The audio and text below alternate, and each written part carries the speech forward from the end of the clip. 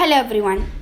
ബയോളജിയിലെ unit 15 diversity for sustenance ആ ചാപ്റ്ററാണ് ഇന്ന് നോക്കാൻ പോകുന്നത്.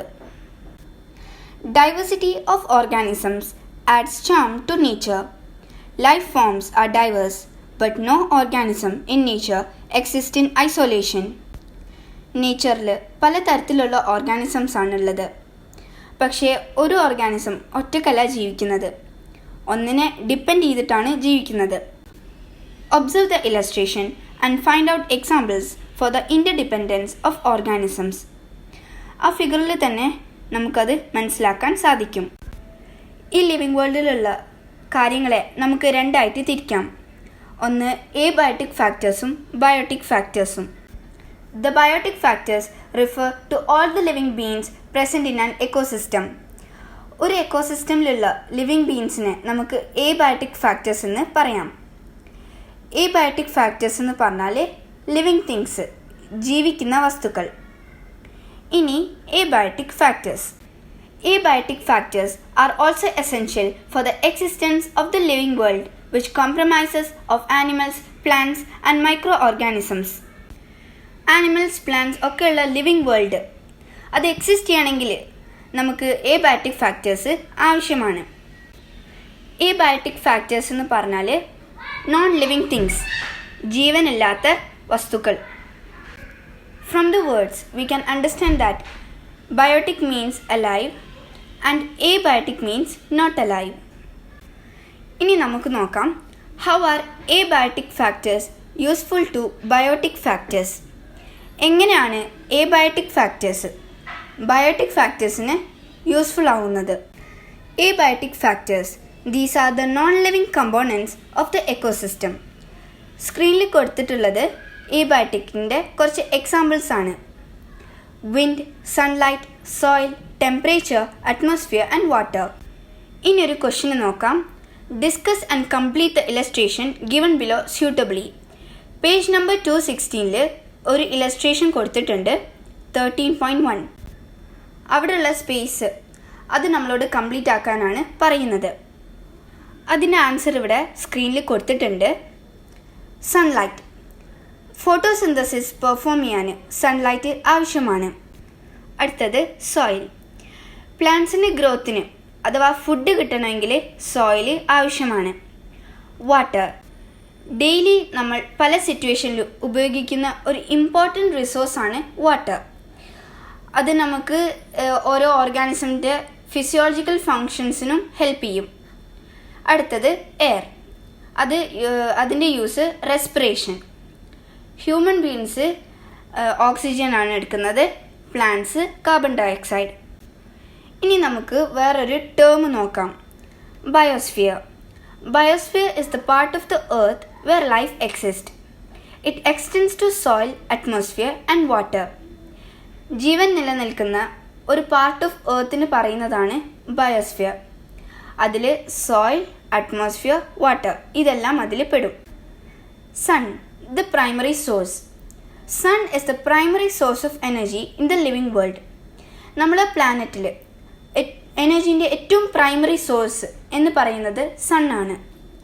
Green plants convert light energy to chemical energy through the process photosynthesis. Photosynthesis perform ചെയ്യാൻ പ്ലാന്റ്സ് ലൈറ്റ് എനർജിന്ന് കെമിക്കൽ എനർജിയിലേക്ക് കൺവേർട്ട് ചെയ്യുന്നുണ്ട്. ഒരു ഫിഗർ കൊടുത്തിട്ടുണ്ട്, അതിൽ സൺലൈറ്റ് പ്ലാന്റ്സിൻ്റെ ഗ്രോത്തിന് വേണ്ടിയിട്ട് ഹെൽപ്പ് ചെയ്യുന്നുണ്ട്. Here, the energy from the sun gets transferred to other organisms through a food chain. അപ്പോൾ സണ്ണിൻ്റെ എനർജി ഓരോ ഓർഗാനിസമിനും ട്രാൻസ്ഫർ ആവുന്നത് ഫുഡ് ചെയിനിലൂടെയാണ്. അടുത്തത് നോക്കാം, food chain. A food chain shows the path of the energy from one living to the other. ഒരു living നിന്നും മറ്റൊരു ലിവിങ്ങിലേക്ക് energy transfer ആവുന്ന ആ ഒരു പാത്തിന് പറയുന്നതാണ് food chain. Producers. Plants that perform photosynthesis are called producers. Examples: grass, trees, etc. Photosynthesis perform ചെയ്യുന്ന പ്ലാന്റ്സിന് പറയുന്നതാണ് producers. അതിൻ്റെ example grass, field, trees etcetera. സണ്ണിൻ്റെ എനർജി ഫസ്റ്റ് കിട്ടുന്നത് പ്ലാന്റ്സിനാണ്, അപ്പം നമുക്ക് പറയാം പ്ലാന്റ് ഒരു പ്രൊഡ്യൂസർ ആണെന്ന്. അടുത്തതായിട്ട് consumers. Organisms which depend food on plants directly or indirectly for food are called consumers. Example, rabbit, tiger, eagle, etc. ഫുഡിന് വേണ്ടിയിട്ട് പ്ലാന്റ്സിനെ ഡിപ്പെൻഡ് ചെയ്യുന്നതോ ഡിപ്പെൻഡ് ചെയ്യാതിരിക്കുന്നതോ അത്തരം ഓർഗാനിസമിന് പറയുന്നതാണ് consumers. There are many types of consumers. പല തരത്തിലുള്ള കൺസ്യൂമേഴ്സ് ആണുള്ളത്. Primary, secondary and tertiary consumers. ഓരോന്നായിട്ടും നോക്കാം. Primary consumers. The consumers that directly depend on plants are called primary consumers. Example, rabbit, grasshopper, etcetera. പ്ലാന്റ്സിന് depend ചെയ്യുന്ന ഓർഗാനിസമിന് പറയുന്നതാണ് primary consumer. ഇവിടെ നമുക്ക് ആ ഫിഗർ സ്ക്രീനിൽ കാണാവുന്നതാണ്. ഇവിടെ ഗ്രാസ് ഹോപ്പർ ഫസ്റ്റ് തന്നെ ഡിപ്പെൻഡ് ചെയ്യുന്നത് ഗ്രാസിനാണ്. അപ്പം നമുക്ക് പറയാം ഗ്രാസ് ഹോപ്പർ ഒരു പ്രൈമറി കൺസ്യൂമർ ആണെന്ന്. അടുത്തത് secondary consumers. Organisms that feed on primary consumers are called secondary consumers. Example, tiger. Primary കൺസ്യൂമറിനെ ഡിപ്പെൻഡ് ചെയ്യുന്ന ഓർഗാനിസമിന് പറയുന്നതാണ് സെക്കൻഡറി കൺസ്യൂമേഴ്സ്. ഒരു ഫുഡ് ചെയിൻ നിങ്ങൾക്ക് സ്ക്രീനിൽ കാണാം. ഇവിടെ മൗസ് ഗ്രാസ് ഹോപ്പറിനാണ് ഡിപ്പെൻഡ് ചെയ്യുന്നത്, ഒരു പ്രൈമറി കൺസ്യൂമറിനാണ് ഡിപ്പെൻഡ് ചെയ്യുന്നത്. അപ്പോൾ നമുക്ക് പറയാം മൗസ് ഒരു സെക്കൻഡറി കൺസ്യൂമർ ആണെന്ന്. വേറെ ഒരു ഫുഡ് ചെയിനിൽ അവിടെ ടൈഗർ ഒരു സെക്കൻഡറി കൺസ്യൂമറാണ്. അടുത്തത് tertiary consumers. Organisms that feed on secondary consumers are called tertiary consumers. Example, eagle, owl, lion.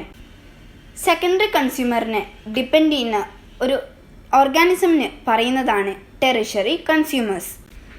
Food ചെയിൻ്റെ ഒരു ഇമേജ് സ്ക്രീനിൽ കാണാവുന്നതാണ്. ഇവിടെ ഔൾ മൗസിനാണ് ഡിപ്പെൻഡ് ചെയ്യുന്നത്. മൗസ് ഒരു സെക്കൻഡറി കൺസ്യൂമറാണ്. അപ്പോൾ ഔൾ മൗസിനെ ഡിപ്പെൻഡ് ചെയ്യുമ്പം ഔൾ ഒരു ടെറിഷറി കൺസ്യൂമറാണ്. ഇനി അടുത്തത്, what is ecology? Ecology is the study of interaction of living organisms with one another and with their environment. അതായത് ഒരു ഓർഗാനിസം അവരെ ചുറ്റുപാടുകൾ തമ്മിലുള്ള ബന്ധത്തെ പറയുന്നതാണ്, ആ ഒരു സ്റ്റഡിക്ക് പറയുന്നതാണ് എക്കോളജി. ഇനി അടുത്തത് food web. A food web consist of many food chains. Food chains, കുറേ ഫുഡ് ചെയിൻസ് കൂടുമ്പോഴാണ് ഒരു ഫുഡ് വെബ് ഉണ്ടാവുന്നത്. ഇനി നമ്മൾ ഒരു ന്യൂ ടേമാണ് പഠിക്കാൻ പോകുന്നത്, trophic level. The term indicates the position of an organism in the food chain. ഒരു ഫുഡ് ചെയിനിലുള്ള ഓർഗാനിസം അതിൻ്റെ പൊസിഷന് പറയുന്നതാണ് ട്രോഫിക് ലെവൽ. ട്രോഫിക് ലെവലിൻ്റെ ഒരു ഫിഗർ നിങ്ങൾക്കിപ്പോൾ സ്ക്രീനിൽ കാണാവുന്നതാണ്. ട്രോഫിക് ലെവല് പല ലെവൽസ് ഉണ്ട്. അപ്പോൾ അതിൽ ഓരോന്നായിട്ടും നമുക്ക് നോക്കാം. First, trophic level. Since the food chain starts with the plants, they represent the first trophic level. നമുക്കറിയാം ഒരു ഫുഡ് ചെയിനിൽ ഇപ്പോഴും സ്റ്റാർട്ട് ചെയ്യുന്നത് പ്ലാന്റ്സിൽ നിന്നാണ്. അപ്പം നമുക്ക് പറയാം പ്ലാന്റ്സ് റെപ്രസെൻ്റ് ചെയ്യുന്നത് ഫസ്റ്റ് ട്രോഫിക് ലെവലാണെന്ന്. ഇനി രണ്ടാമത്തത്, second trophic level. Herbivorous that derive food directly from plants are included in the second trophic level. ന്യൂട്രീഷന് വേണ്ടിയിട്ട് പ്ലാന്റ്സിനെ ഡയറക്റ്റായിട്ട് ഡിപ്പെൻഡ് ചെയ്യുന്ന ഓർഗാനിസംസ് ആണല്ലോ ഹെർബിവോറസ്. അപ്പോൾ നമുക്ക് പറയാം ഹെർബിവോറസ് റെപ്രസെൻ്റ് ചെയ്യുന്നത് സെക്കൻഡ് ട്രോഫിക് ലെവലാണെന്ന്. ഒരു ഇമേജ് നിങ്ങൾക്കിപ്പോൾ കാണാവുന്നതാണ്. അവിടെ പ്രൈമറി കൺസ്യൂമർ ഹെർബിവോറസ് ആണ്. അതിൻ്റെ എക്സാമ്പിൾ ഗ്രാസ് ഹോപ്പർ. അടുത്തത്, carnivorous that depend on herbivorous for food R included in the third trophic level. ഫുഡിന് വേണ്ടിയിട്ട് ഹെർബിവോറസിനെ ഡിപ്പെൻഡ് ചെയ്യുന്ന ഓർഗാനിസംസ് ആണ് കാർണിവോർസ്. അപ്പോൾ കാർണിവോർസ് ആണ് തേർഡ് ട്രോഫിക് ലെവലിലുള്ളത്. കാർണിവോർസ് ഒരു സെക്കൻഡറി കൺസ്യൂമറാണ്.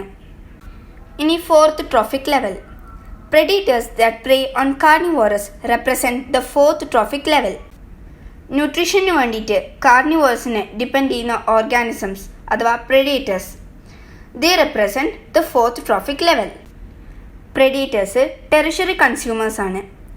അതിൻ്റെ example eagle, fox, vulture, etcetera. Complete the illustration by including the organisms of the food web at various trophic levels. ഇതൊരു ആക്ടിവിറ്റിയാണ്.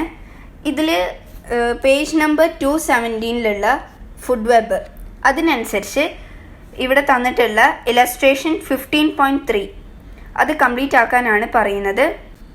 ഇനി അടുത്തത് examine the food chains taken from the illustration 15.2. അവിടെ 3 food chains തന്നിട്ടുണ്ട്, അതൊന്ന് നോക്കാം. First one grass rabbit eagle, രണ്ടാമത്തേത് grass grasshopper calotes eagle, third grass grasshopper frog snake and eagle. അപ്പോൾ ഇവിടെ പറയുന്നത് ഇവിടെ തന്നിട്ടുള്ള ഫുഡ് ചെയിൻസിലെ ഈഗിളിൻ്റെ ട്രോഫിക് ലെവല് ഫൈൻഡ് ഔട്ട് ചെയ്യാനാണ്. The number of trophic levels and the position of organisms in the trophic levels of the ecosystem is not constant. ഏതൊരു food ചെയിനിലും അതിലുള്ള ഒരു ഓർഗാനിസമിൻ്റെ പൊസിഷനും അവിടുത്തെ നമ്പർ ഓഫ് ട്രോഫിക് ലെവൽസും ഡിഫറെൻ്റ് ആണ്. It changes in accordance with the complexity and length of the food chain. അതോരോ ഫുഡ് ചെയിൻ അനുസരിച്ച് മാറുന്നതാണ്. എക്കോളജിക്കൽ ഇൻട്രാക്ഷൻസ് ഇലസ്ട്രേഷൻ 15.4 അവിടെ ഓരോ ഓർഗാനിസം തമ്മിലുള്ള ജീവിബന്ധങ്ങൾ ആണ് കൊടുത്തിട്ടുള്ളത്. എക്കോളജിക്കൽ ഇൻട്രാക്ഷൻ 5 ലെവൽസ് ഉണ്ട്. അതിൽ ഓരോന്നായിട്ടും നോക്കാം. predation, beneficial to one but harmful to the other. The prey becomes the food of the predator. അതായത് ഒരു ഓർഗാനിസമിന് ഗുണകരമാണ്, പക്ഷേ മറ്റൊന്നിന് അത് ദോഷകരവുമാണ്. ഇവിടെ ഒരു എക്സാമ്പിൾ പറയുകയാണെങ്കിൽ dear and tiger. Here the pray is the dear and the predator is the tiger.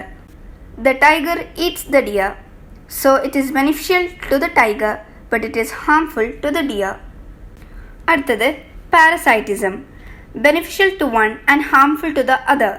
The parasite depends the host for nutrition. ഒരു ഓർഗാനിസമിന് beneficial ആണ്, പക്ഷേ മറ്റൊന്നിന് ഹാംഫുൾ ആണ്. ഒരു എക്സാമ്പിൾ മോസ്കിറ്റോ ആൻഡ് മാൻ. ഇവിടെ മോസ്കിറ്റോ ഹോസ്റ്റിൻ്റെ ബ്ലഡ് വലിച്ചെടുക്കുന്നുണ്ട്. അപ്പോൾ അത് മോസ്കിറ്റോക്ക് ബെനിഫിഷ്യൽ ആണ്, പക്ഷേ ഹോസ്റ്റിനത് ഹാംഫുൾ ആണ്. ഇനി മൂന്നാമതായി കോമ്പറ്റീഷൻ. ഈ വേർഡിൽ നിന്ന് തന്നെ നമുക്ക് മനസ്സിലാക്കാം ഇതൊരു മത്സരിക്കാം. Harmful to the both in the beginning, then beneficial to the one who wins. അതായത് ആദ്യം 2 ഓർഗാനിസംസിനും അത് ദോഷകരമാണ്. ആ കോമ്പറ്റീഷനിൽ ആരാണോ ജയിക്കുന്നത് ആ ഓർഗാനിസമിന് ഗുണകരമാണ്. Example lion and hyena. They are fighting for the prey deer. Here the lion and hyena compete for the prey and then whoever wins will get the prey. Fourth interaction mutualism, beneficial to both the organisms. അതായത് 2 ഓർഗാനിസമിനും അത് ഗുണകരമാണ്. Example flower and butterfly. ഇവിടെ butterfly nectar വലിച്ചെടുക്കുന്നുണ്ട്, ഫ്ലവറിന് അത് പോളിനേഷനായിട്ടും കിട്ടുന്നുണ്ട്. അപ്പോൾ 2 ഓർഗാനിസംസിനും ബെനിഫിഷ്യൽ ആണ്. അടുത്തത് commensalism, beneficial to one and is neither beneficial nor harmful to the other. കുറേ എക്സാമ്പിൾസ് ഉണ്ട്. അതിൽ egret and cow. Cattle egrets eat up the insects stirred by the cattle when they are grazing. അതായത് കൗവിൻ്റെ ബോഡിയിലുള്ള insects egret കഴിക്കുന്നുണ്ട്. അപ്പോൾ അത് ഇഗ്രറ്റിന് ഗുണകരമാണ്, പക്ഷെ അത് കൗവിന് ഗുണകരവുമല്ല ദോഷകരവുമല്ല. Complete the illustration given below with suitable examples for ecological interactions. Page number 219 illustration 15.1 അത് കംപ്ലീറ്റ് ആക്കാനാണ് പറയുന്നത്. ഇനി അടുത്തതായിട്ട് diverse ecosystems. Figure 15.1. Observe the pictures given below. ആ ഫിഗറിലുള്ള പിക്ചേഴ്സ് ഒന്ന് ഒബ്സർവ് ചെയ്യുക. Forest, ocean, grassland, tundra, wetland and desert. നമുക്കത് ആ പിക്ചേഴ്സ് ഒബ്സർവ് ചെയ്യുമ്പോൾ തന്നെ മനസ്സിലാവും അവിടുത്തെ ഓരോ എക്കോസിസ്റ്റമും അതിലുള്ള ഓർഗാനിസംസ്, ക്ലൈമറ്റ്, ടെമ്പറേച്ചർ ഇതെല്ലാം ഡിഫറെൻ്റ് ആണ്. Biodiversity. Biodiversity includes all the diverse organisms that inhabit the earth along with their ecosystems. പലതരത്തിലുള്ള ഓർഗാനിസംസ് അവരുടേതായ എക്കോസിസ്റ്റമിൽ എർത്തിൽ ഇൻഹാബിറ്റ് ചെയ്തതിന് പറയുന്നതാണ് biodiversity. Biodiversity includes various levels like ecosystem, genetic and species diversity. This term denotes the richness of the biosphere was first used by a British environmentalist Walter G. Rosen in 1985. ബയോഡൈവേഴ്സിറ്റിയിൽ പല various levels ഉണ്ട്. അതിൽ ecosystem, species and genetic diversity. ഈ term ഫസ്റ്റായിട്ട് കണ്ടുപിടിച്ചത് ഒരു British എൻവയറമെൻ്റലിസ്റ്റാണ് Walter G Rosen. അദ്ദേഹം കണ്ടുപിടിച്ചത് 1985 ഇനി ഇൻഡിക്കേറ്റേഴ്സ് നോക്കാം. Are all ecosystems alike in biodiversity? ബയോഡൈവേഴ്സിറ്റിയിൽ എല്ലാ എക്കോസിസ്റ്റംസും സെയിം ആണോ? അടുത്തത്, are all organisms seen in an ecosystem also seen in another ecosystem? ഒരു എക്കോസിസ്റ്റമിലുള്ള ഓർഗാനിസം മറ്റൊരു എക്കോസിസ്റ്റമിൽ കാണപ്പെടുന്നുണ്ടോ? Last one, what is the need of protecting natural ecosystem? ഈ എക്കോസിസ്റ്റംസ് പ്രൊട്ടക്റ്റ് ചെയ്യുന്നതിൻ്റെ ബെനിഫിറ്റ്, അതിൻ്റെ ആവശ്യകത എന്താണ്? അതിനായി നമുക്ക് അടുത്ത ടോപ്പിക്കിലേക്ക് പോവാം. Importance of biodiversity. In order to understand it, we must identify the services provided by biodiversity. ബയോഡൈവേഴ്സിറ്റീൻ്റെ ഇമ്പോർട്ടൻസ് അറിയണമെങ്കിൽ ബയോഡൈവേഴ്സിറ്റി ചെയ്തു തരുന്ന സർവീസസ് നമ്മൾ മനസ്സിലാക്കണം. അതിനു വേണ്ടിയിട്ട് observe the illustration given below. On the basis of the illustration prepare a note on the need for conserving biodiversity. Illustration 15.6 അവിടെ നമുക്ക് ബയോഡൈവേഴ്സിറ്റി സർവീസസ് കാണാം. ഓരോന്നായിട്ടും നോക്കാം. Availability of essential materials, food, medicine, fuels and construction materials. നമുക്ക് ആവശ്യമുള്ള materials, food, പിന്നെ medicine ഉണ്ടാവും, fuel, പിന്നെ കൺസ്ട്രക്ട് ചെയ്യാൻ വേണ്ടിയിട്ടുള്ള മെറ്റീരിയൽസ്. അടുത്തത് ecological services. Soil formation, soil form ചെയ്യാൻ ഹെൽപ്പ് ചെയ്യും. Prevention of soil erosion, soil ഇറോഷനെ പ്രിവെൻറ്റ് ചെയ്യും. O2-CO2 ബാലൻസ്, ഓക്സിജനും കാർബൺ ഡയോക്സൈഡിൻ്റെയും ബാലൻസിങ്.